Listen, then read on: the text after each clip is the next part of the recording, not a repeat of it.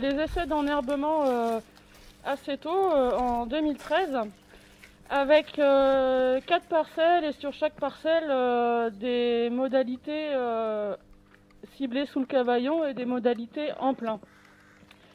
Alors on a testé 4 espèces, du sédum en mélange, de différentes espèces de sédum, du plantain corne de cerf, de la saponaire des rochers et de la piloselle. En 2016, on a testé 2 sortes de thym, du thym longicolis et polytrichus, du Phuopsis stylosa, et 2 paillages, paille de blé et paille de miscanthus.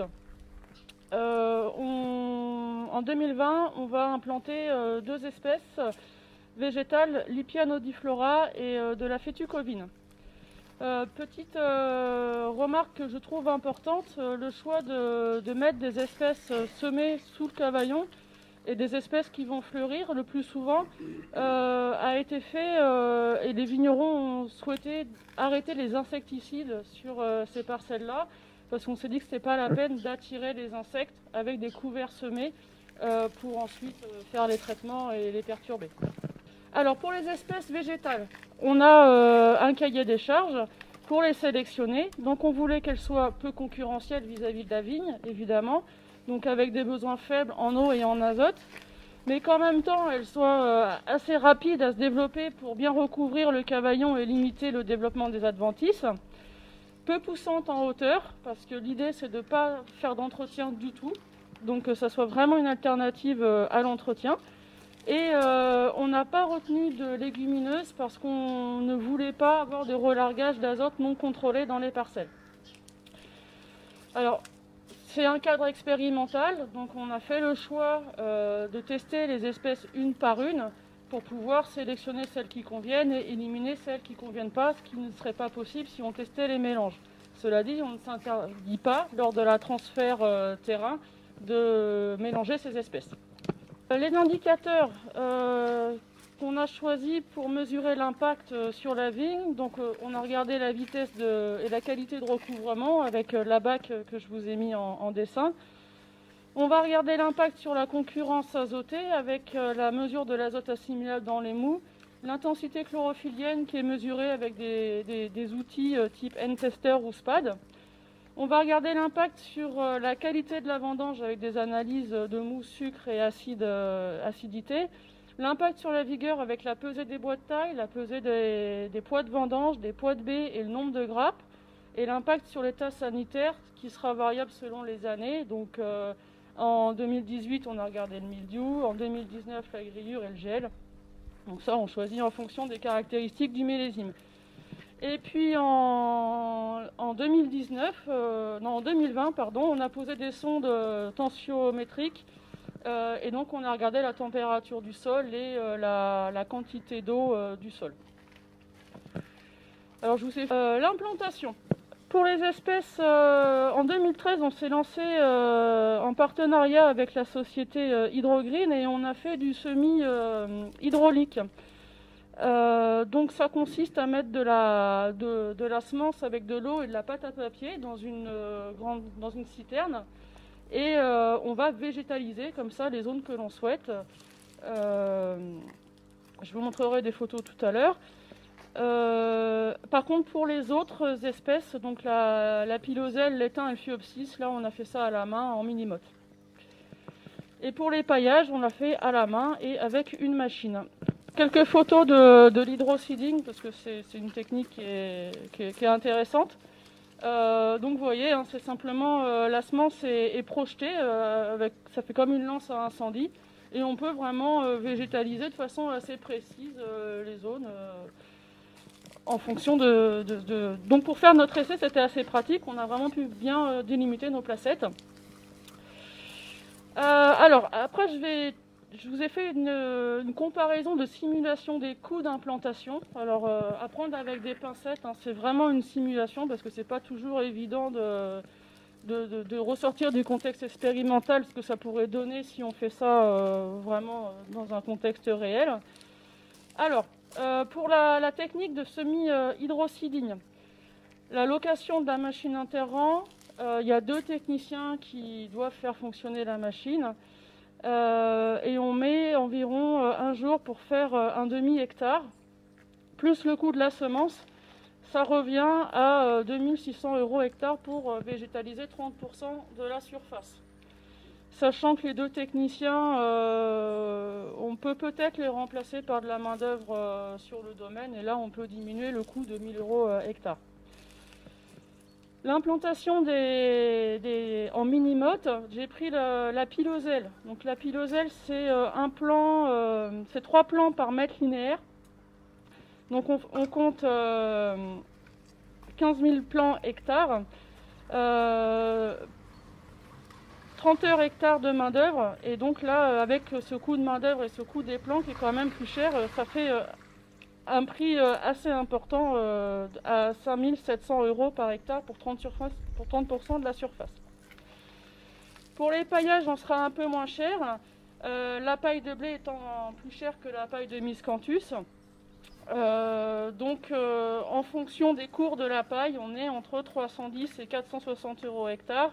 Et la paille de miscanthus, 75 € hectare, sachant que la machine est construite par le vigneron et est assez au point, et donc elle paille, il faut 2 heures hectare pour pailler avec le miscanthus.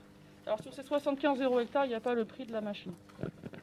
Alors les premiers résultats, donc quand on faisait les modalités en plein, on a observé que les espèces s'implantent beaucoup plus facilement sous le cavaillon parce que l'interrang est assez tassé en viticulture à cause du passage répété des engins.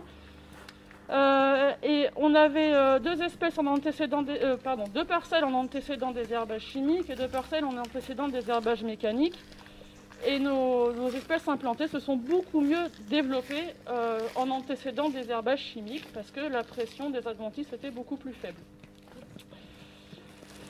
Après, on a été très vite envahi par les adventices, c'est-à-dire que nos espèces qui étaient peu concurrentielles étaient parfois aussi se développaient pas suffisamment rapidement et ont été rapidement envahies par des adventices qu'il a fallu gérer 2 à 3 fois avec des rotophiles sous le rang, qui vous explique pourquoi on a très rapidement arrêté l'enherbement en plein.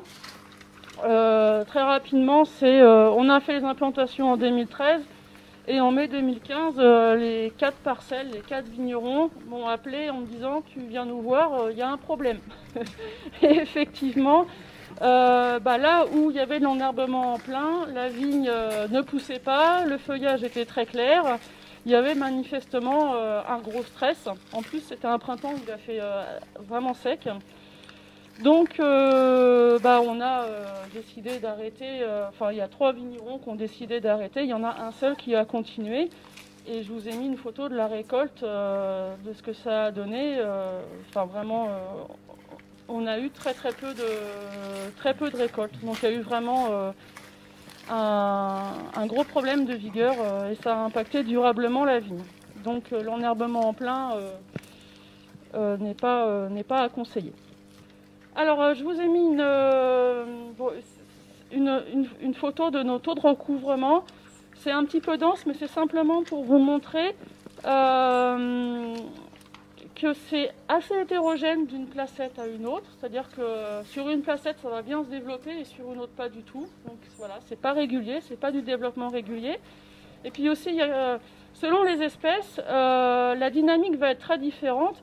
Par exemple, le plantain, c'est très bien développé tout de suite.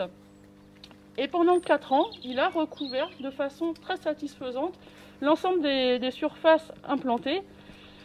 Et puis, au bout de 4 ans, il a complètement disparu. Mais complètement. Donc, il n'est pas revenu puisque 2018, 2019 et 2020, on ne le voyait même plus en 2020. La saponnière des rochers, ça a été un peu l'inverse, c'est-à-dire qu'on ne l'a pas vue pendant les 3 premières années. Et puis en 2017, elle a explosé. Enfin, explosé. Elle s'est vraiment bien développée sur 2 placettes sur 3. Et quant à la piloselle, plutôt satisfaisant, avec un taux de recouvrement de 40 à 60% dès la 2e année, 80% la 3e et 4e année, et puis elle aussi, elle finit par disparaître la 5e et la 6e année. Donc ça montre bien que pour ces essais de plantes, il faut attendre avant de se prononcer trop vite et de dire qu'une plante convient, il faut au moins 5 ans de recul. La première année, il n'y a pas de différence entre les modalités. Donc 2015, l'année du stress, donc c'était très visuel et ça va nous permettre de regarder la qualité de nos indicateurs. Est-ce que nos indicateurs reflètent bien le stress qu'on a eu? Et au final, cette année-là, il y a simplement le poids de bois de taille qui fait bien ressortir ce stress. Donc il y a une différence qui est réellement significative entre le témoin et la modalité où il y a le plantain qui est mis sur la totalité de la surface et en tendance pour les autres placettes. Mais bizarrement, les autres indicateurs ne ressortent pas plus que ça. Donc en 2016, on poursuit ces essais uniquement sous le cavaillon. 2017, on note des différences significatives pour l'azote assimilable et le poids des bois de taille. Donc là, il y a un impact sur la vigueur qui est net. Et ce qu'on observe, c'est que c'est plutôt une bonne chose cette année-là, parce qu'il y a eu de la pourriture grise en fin de saison. Et d'un coup, sur le témoin où il y avait beaucoup de vendanges, la plupart a été triée et donc laissée sur la parcelle, alors que dans les parcelles où il y avait de l'enherbement, tout a été ramassé. En 2018, on a eu des conditions météo exceptionnelles, vraiment très propices à la vigueur. Dans le coup, ça a gommé l'effet concurrence de l'herbe, donc on n'a pas eu de différence significative. Et 2019, une différence significative sur l'azote assimilable des mous, donc à la défaveur des parcelles où il y avait de l'enherbement sous le cavaillon. Et puis 2019, il y a eu du gel, donc on a noté les pourcentages de bourgeons gelés. Sachant que dans le témoin, c'est du travail mécanique, il y en a eu un le 20 mars et la gelée a eu lieu le 4 avril. Le 4 avril, les modalités enherbées, l'herbe avait vraiment bien poussé et on avait, je vous ai mis une petite photo, de l'enherbement qui était au-delà de 50 cm de hauteur. Et ça a dû protéger un petit peu les bourgeons du gel, puisqu'on a eu en tendance et significativement pour une modalité, moins de bourgeons gelés dans les modalités enherbées par rapport aux témoins travaillés. Voilà, donc je continue avec les espèces qu'on a implantées en 2016. Donc le thym longicolis, c'est très joli, vous voyez, hein, ça fait vraiment un beau tapis homogène de fleurs sous le cavaillon. Sachant que sur la photo de gauche, dans l'interrang, le vigneron met des engrais verts. Donc c'est du trèfle incarnat là, qui est en photo. Le thym longicolis attire vraiment les insectes pollinisateurs et butineurs. Donc c'est très très riche en faune, en insectes avant la pousse végétative de la vigne. Et après il défleurit au courant du mois de mai, il n'est plus en fleurs pour les vendanges. Donc au niveau recouvrement, c'est très satisfaisant. Là, on a quasiment 100% de recouvrement 3 ans après l'implantation, 4 ans après l'implantation. Phaeopsis stylosa, recouvrement assez intéressant, à plus de 50%. Il doit être légèrement allélopathique parce qu'autour, il n'y a pas beaucoup d'adventices qui se développent. En revanche, il a donc 15 cm de hauteur, ce qui est satisfaisant, et il a une forte odeur d'ail. Il a vraiment, c'est une odeur très caractéristique. Alors pour les traitements statistiques avec ces 3 plantes-là, les 3 premières années, seulement une différence statistique significative sur l'intensité chlorophyllienne, mais a priori sans conséquences autres pour la vigne et les rendements. Et en 2019, sur un site sur 3 à Cercé, là on commence à voir quand même un impact sur la vigueur avec une intensité chlorophyllienne plus faible, moins d'azote assimilable et des bois de taille moins lourds dans les modalités où il y a de l'enherbement. Et ce qui est intéressant de noter, c'est que, comme dans les essais que je vous ai présentés tout à l'heure, il n'y a pas vraiment de différence d'une espèce à une autre. C'est toujours le témoin par rapport à là où il y a de l'enherbement sous le cavaillon. Je vous ai parlé tout à l'heure d'odeur d'ail de Phaeopsis. Le thym qu'on a mis sent aussi très fortement le thym, et j'ai eu souvent la question de est-ce que ça va impacter les qualités organoleptiques du mou. Donc on a fait une dégustation de baies une dégustation triangulaire. Donc l'idée c'est de mettre en évidence s'il y a un échantillon différent. Donc à chaque fois j'ai mis un échantillon témoin comparé à un échantillon où il y a de l'enherbement, de thym ou de fluopsis. Et ça n'est pas ressorti. Donc à la dégustation de baies, ça n'impacte pas le goût des baies. Je vais vous parler maintenant des essais de paillage. Paille de Miscanthus. Donc on a mis ça en place en fin 2016, sachant que le vigneron a conçu la machine que je vous ai montrée en premier, là, spécifiquement pour épandre cette paille de Miscanthus, qui est finement broyée. Ça fait des bouts de... vous voyez là, ça fait à peu près 4 cm. Donc le vigneron aujourd'hui il met ça sur tous les endroits où il ne veut plus désherber, donc déjà autour de l'exploitation, et aussi sur ses complantations. Et là, cette année, il a paillé toute une plantation avec ça. Donc, au niveau qualité, lutte contre les adventices, c'est quand même très intéressant. Alors, il y a quelques liserons qui poussent au travers, mais c'est pas méchant. Ça se dégrade très lentement. Il a repaillé, là je vous l'ai mis, ça a été mis en place en 2016 et il a repaillé en 2020. Sachant que le paillage se dégrade, mais les adventices ne poussent pas au travers. Donc il y a simplement plus de paillage, mais il n'y a pas d'adventice qui est poussé par-dessus. Donc c'est assez intéressant pour ça. En creusant sous la paille des Miscanthus, on s'aperçoit que le sol est noir et assez grumeleux. Il a l'air assez humide.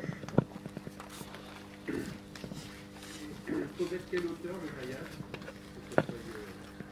Ça fait à peu près 15 cm. Entre 10 et 15 cm. Donc c'est quand même des bonnes épaisseurs. Alors, au niveau de nos indicateurs, pas d'impact sur la vigne a priori, donc aucune différence significative entre le témoin et le Miscanthus. Je vous ai simplement mis les résultats mildiou. Donc pas de différence au niveau du mildiou entre le témoin et la paille de Miscanthus. Vous comprendrez pourquoi je vous ai mis ça tout à l'heure. La chambre d'agriculture du 41 a fait des essais aussi et elle avait observé une petite diminution de l'azote assimilable dans les mous, ce que nous on n'a pas observé. Le paillage paille de blé. Donc la paille de blé, on a mis ça en place en mars 2016 aussi, mais par contre on a été obligé de repailler beaucoup plus souvent. Ce qu'on s'est aperçu, c'est que la taille du brin va vraiment influer sur sa vitesse de dégradation.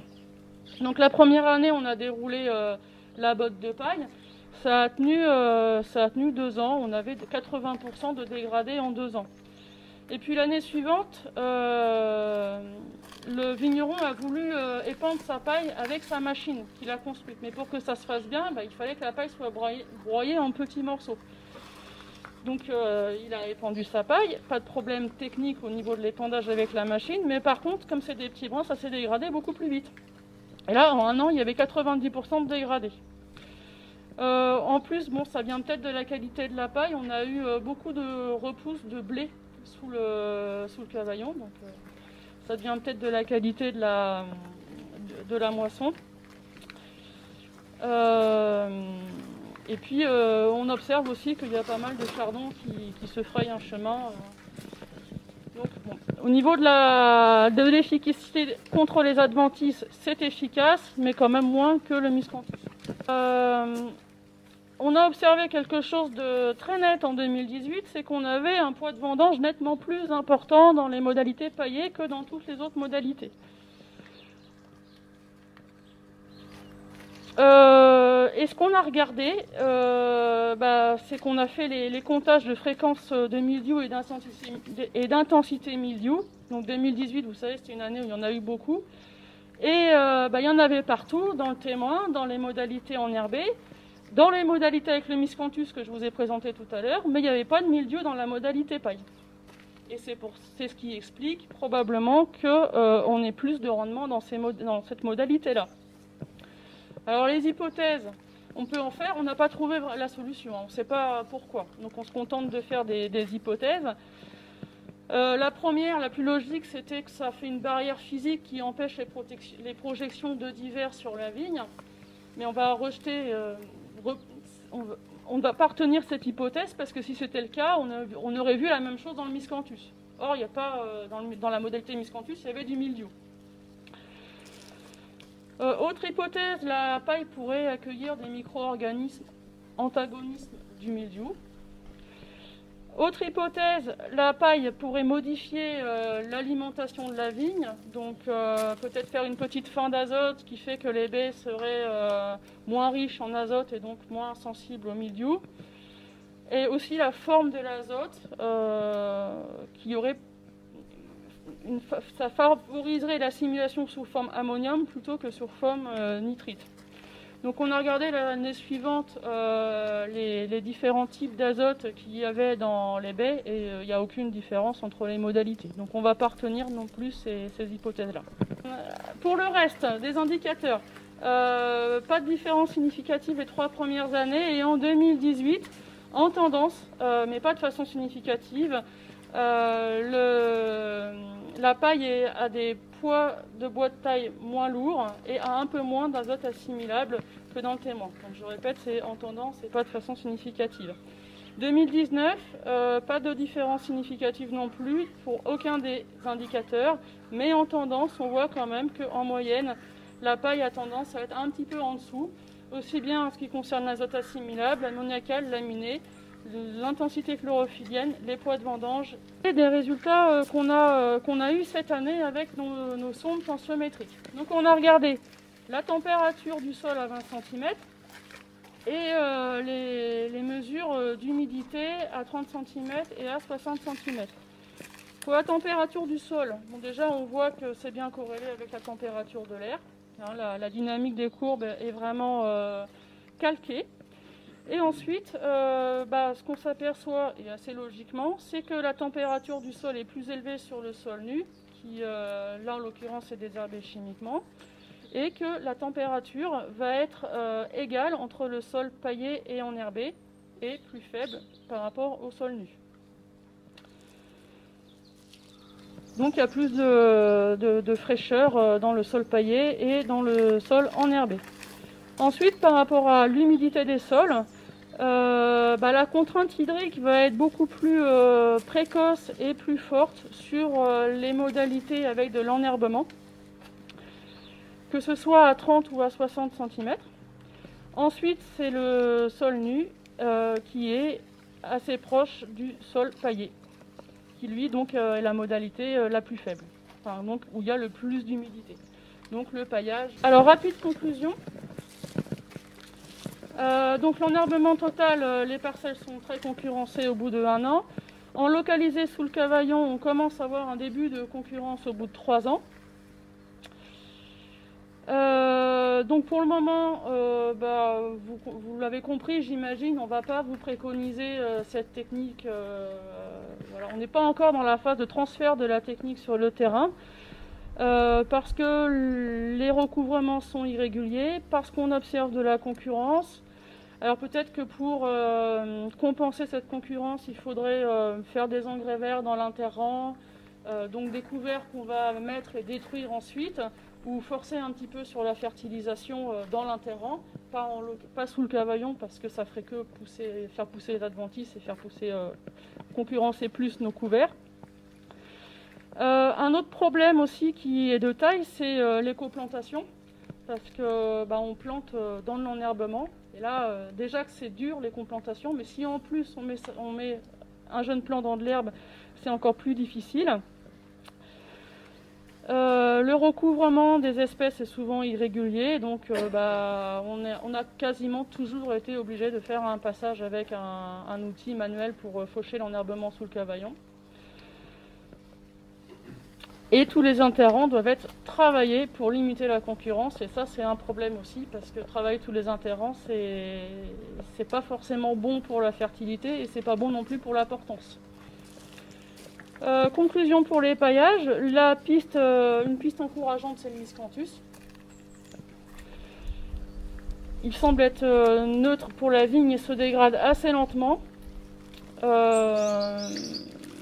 Et après, pour la paille de blé, y a un questionnement par rapport à l'approvisionnement, parce qu'il y a des pénuries de paille assez importantes, donc avec des cours de la paille qui varient du simple au double par rapport au prix. Une remarque aussi alors je ne sais pas dans quelle mesure ça nous impacte en viticulture, mais on a observé beaucoup de galeries d'animaux, notamment de campagnols.